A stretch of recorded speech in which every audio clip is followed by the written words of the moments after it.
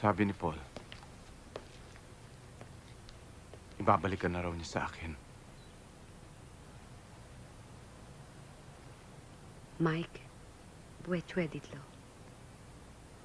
Hindi talaga.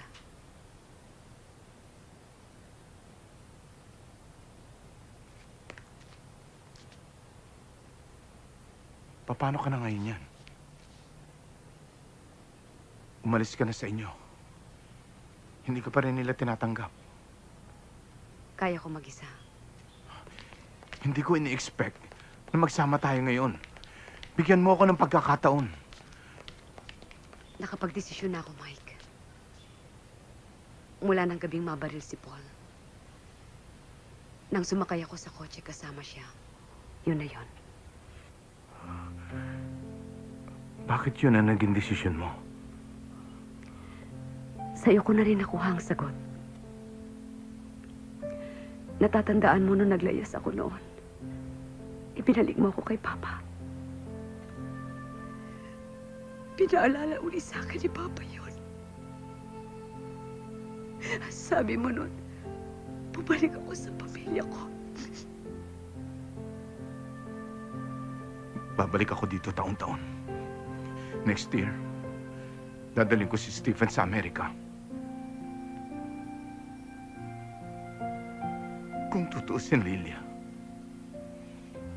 pamilya na rin tayo.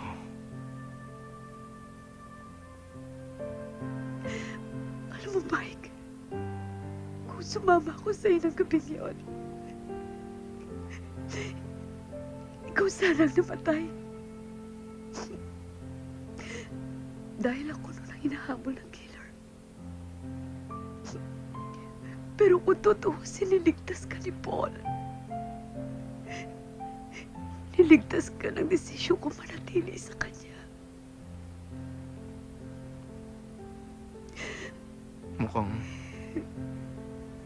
Mukhang mag-iisa na lang ako habang buhay.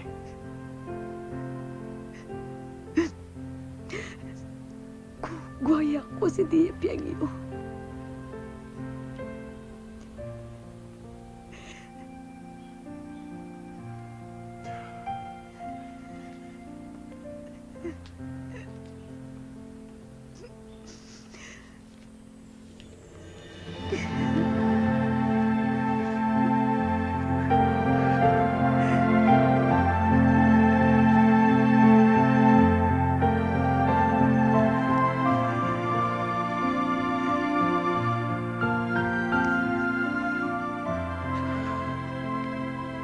Minahal ko silang dalawa.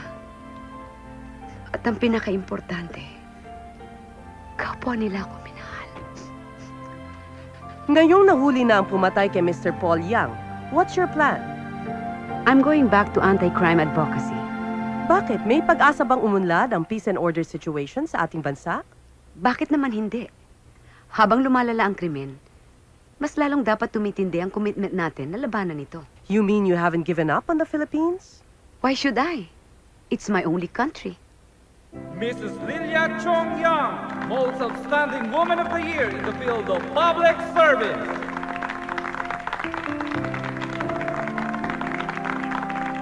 Thank you. Inaalay ko po ito sa alaala ng aking asawa, si Paul Yang.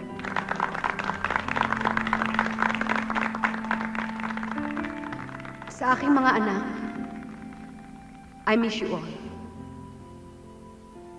Paul, wherever you are, this is for you. Thank you.